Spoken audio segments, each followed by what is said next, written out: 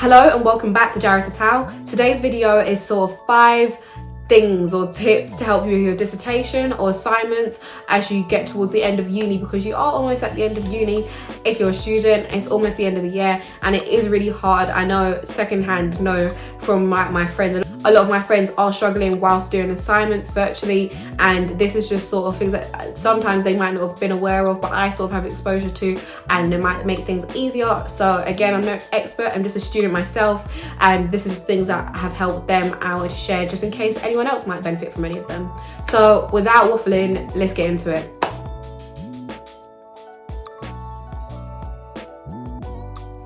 Okay, so the first thing is the Pomodoro Technique. I really hope I've said that right.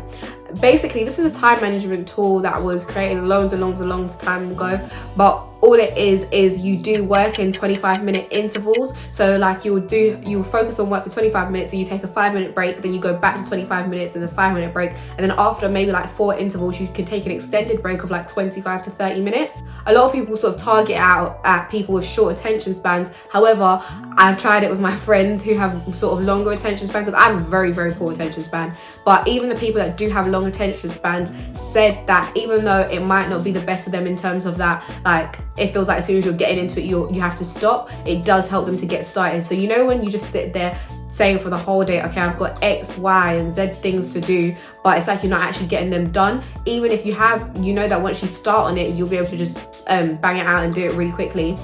You can try this to actually get you started instead of just procrastinating and like spending the whole day telling yourself how much you actually have to do. It's about actually getting started on it. But for the people with short attention spans, it is very good. Like for me, I've tried it, and I tried it maybe last week for the first time, and I kid you not, I've done more work I did more work that day than I'd done for the whole 2 months of 21, and it is really good. And the reason why I feel like it works is because you know that there's sort of like the time pressure on you. You kind of want to get things done, and it's not that it rushes you, it's like you want to you get focused in it, because it just forces you to focus quickly, in short. So yeah, I think that's really good. 10 out of 10, strong recommend.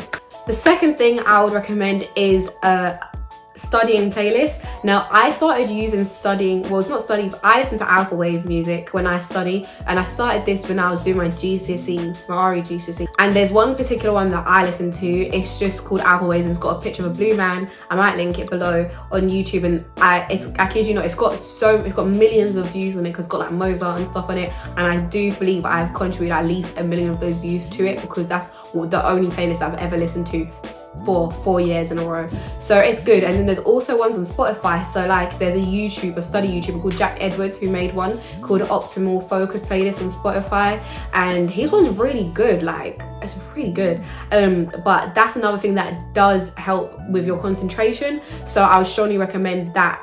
A lot of people do listen to like lyrics with words when they're studying or when they're doing work, and I really struggle with that, because it's too demanding of like having to produce words whilst hearing other words. But some people's brain can sort of isolate the two and are successful doing that. But listening to alpha wave music in particular has been proven to help with concentration. The third tip is to sort of confront your like mindset about it, and I just strongly believe in cutting yourself some slack.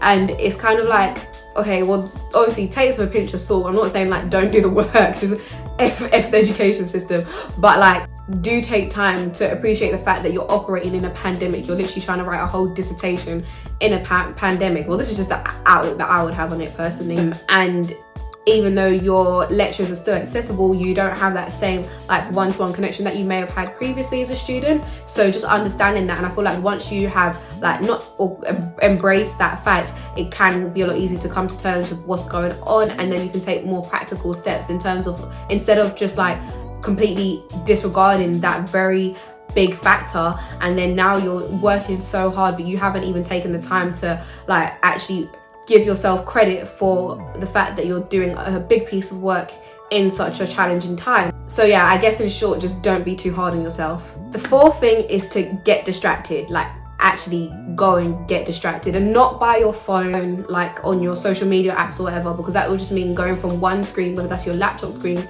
to another, but using things like Headspace. I don't know if Headspace still have like student offers on, but Headspace was really good. Like for me, where I'm working from home, I started using Headspace. I only use it like twice, but I do want to like incorporate it into my routine now that I am picking up more of a routine. But it literally helps you to do stretches. A lot of people don't necessarily want to do meditation, but it does have meditation on there and stretches on there, and it's nice sort of doing stretches when you have someone like on the TV or like on your phone or whatever laptop, and you can do work through the stretches with it, and it does sort of just encourage you to get up and be active. Because remember, back when you was in uni, you had the chance to actually walk to your lectures, and even though you may have overlooked this, now when you're working from your bed a lot of the time or your desk, you're not as active. So yeah, use things like Headspace, and it could also help you to de-stress if you are like struggling with stress.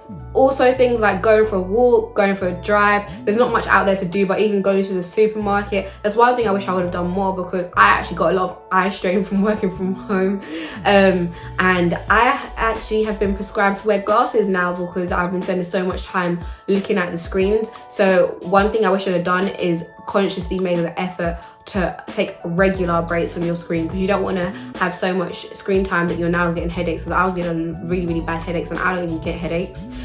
So yeah, just make the conscious effort to get distracted with healthy and different distractions than your phone or just a screen all the time.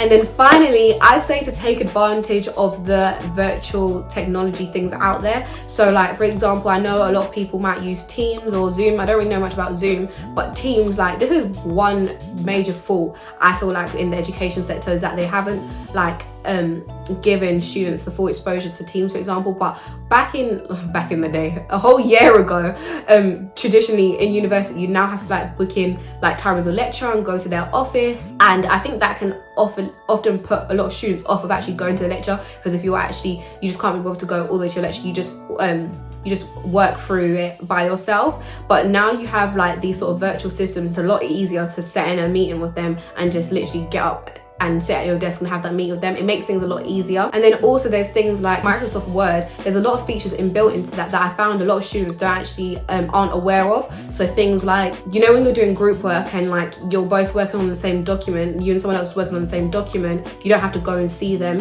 What you would have traditionally done is worked on it, saved that as like an attachment to an email, emailed it over to them. But now you can add people within your university on the same document, and they can collaboratively work on that document. So it just makes a lot of things easier. So even though, you know, this is a very hard time, there is sort of things out there to help make things easier. But yeah, that's just a really quick video. I hope it's helped someone. Good luck with your assignments. You can do it. And even if you are struggling with it, don't be ashamed to struggle with it. And that's another thing I forgot to add. Don't listen to these people that go on about saying how they're not doing it, they can't bother to do it. Like, even though everyone is struggling, people are still getting it done. So a lot of the time people sort of try to pretend like they're not getting their work done, but don't fall for that trap and follow in what they tell you. You still need to get your work done despite how hard it may be, and speak to your network around you, speak to your friends, because everyone's literally going through the same thing, and just be transparent and open about it. And a lot of people, even sometimes just speaking or hearing that other people going through it, may help you to do better in it yourself. I hope that's been useful to students, and even if you're not a student, I hope you enjoyed watching me today. Thank you for watching. Please do like and comment if any of this was useful, or what you want to know, if there's anything that I can help or provide my little 2 pence on. And please do subscribe. Thank you for watching. See ya.